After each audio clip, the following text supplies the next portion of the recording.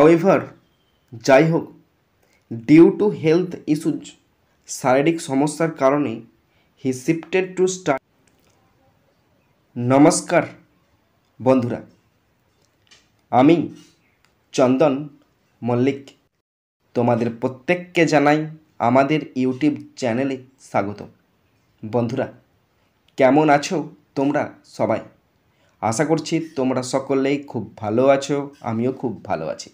বন্ধুরা, আজকে আমি জেসি বোসের বায়োগ্রাফি রাইটিং তোমাদের সাথে আলোচনা করব। তোমাদের প্রত্যেকের কাছে আমার অনুরোধ, তোমরা অবশ্যই শেষ পর্যন্ত মন দিয়ে শুনবে আর দেখবে, তবেই তোমরা কিন্তু বুঝতে পারবে।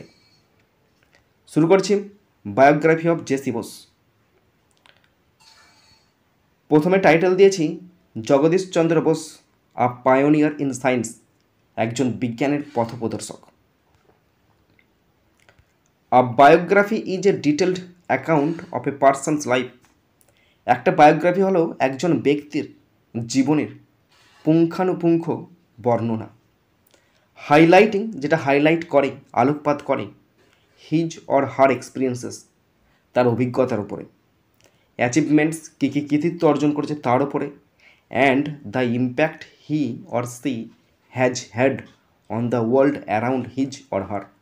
এবং সেই ব্যক্তি, সে মহিলা হতে পারে বা পুরুষ হতে পারে, সেই ব্যক্তি বিশ্বেতে কী অবদান রেখেছে তার উপরেও কিন্তু আলোকপাত করা হয়।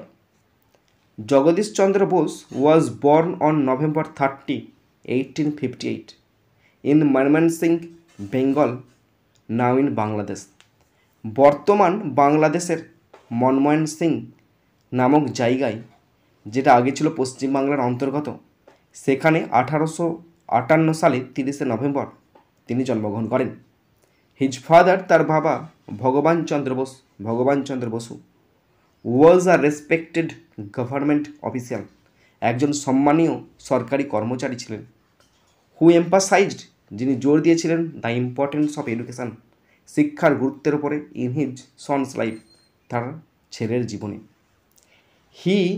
এখানে একটা বসবে he had his early education in a vernacular school. তিনি দেশীয় মাধ্যমের স্কুলেতে প্রাথমিক শিক্ষা লাভ করেন, মানে প্রাথমিক বিদ্যালয়ে তিনি প্রথম পড়াশোনা শুরু করেছিলেন। অ্যাজ হিজ ফাদার বিলিভড, যেহেতু তার বাবা বিশ্বাস করত, হি শুড আন্ডারস্ট্যান্ড, তাকে অবশ্যই বোঝা উচিত, হিজ ওন কালচার, তার নিজের যে সংস্কৃতিটা, বিফোর লার্নিং আদার্স, অন্য কিছু জানার আগে, শোনার আগে, বোঝার আগে তাকে তার নিজের সংস্কৃতি সম্পর্কে বুঝতে হবে। ল্যাটার, পরবর্তীকালে he attended Saint Xavier's College in Kolkata, পরবর্তীকালে সে সেন্ট জেভিয়ার্স কলেজ কলকাতাতে ভর্তি হয়েছিলেন। And then move to London to study medicine, তারপরে লন্ডন চলে গেছিলেন সেখানে চিকিৎসাবিদ্যা সম্পর্কে অধ্যয়ন করতে। হাউএভার যাই হোক, ডিউ টু হেলথ ইস্যুজ শারীরিক সমস্যার কারণে he shifted to studying natural sciences. তিনি তো লন্ডনে ডাক্তারি পড়তে গেছিলেন, কিন্তু স্বাস্থ্য সমস্যার কারণে তিনি প্রকৃতি বিজ্ঞান সম্পর্কে পড়াশোনায় স্থানান্তরিত করেন তার পড়াশোনাটা অ্যাট কেমব্রিজ ইউনিভার্সিটি, এবং কেমব্রিজ ইউনিভার্সিটিতে পড়াশোনা শুরু করেন।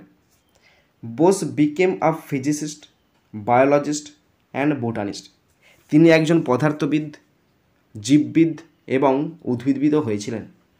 And is most well known for his work in wireless communication, এবং বেতার যোগাযোগের জন্য তিনি বেশি পরিচিত হয়ে উঠেছিলেন।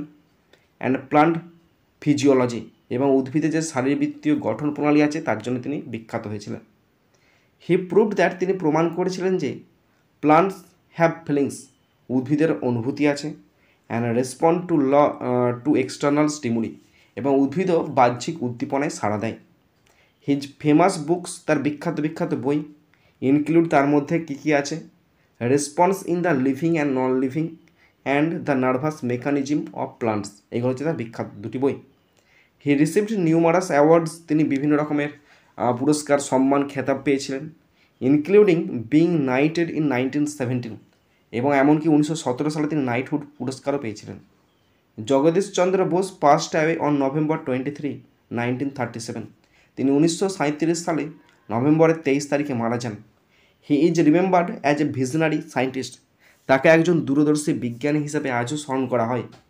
হু contributed significantly to both physics and biology, যিনি পদার্থবিজ্ঞান এবং জীববিদ্যা উভয় ক্ষেত্রে উল্লেখযোগ্য অবদান রেখেছিলেন। Leaving a lasting impact on the world of science, এবং যার দীর্ঘস্থায়ী প্রভাব ফেলেছিল বিজ্ঞানের বিশ্বে। বন্ধুরা, এই বায়োগ্রাফিটিতে 200+ শব্দ আছে। বন্ধুরা, তোমরা যারা শেষ পর্যন্ত শুনলে বা দেখলে তোমাদেরকে অসংখ্য ধন্যবাদ জানাই। এখানেই শেষ করছি ভিডিওটি।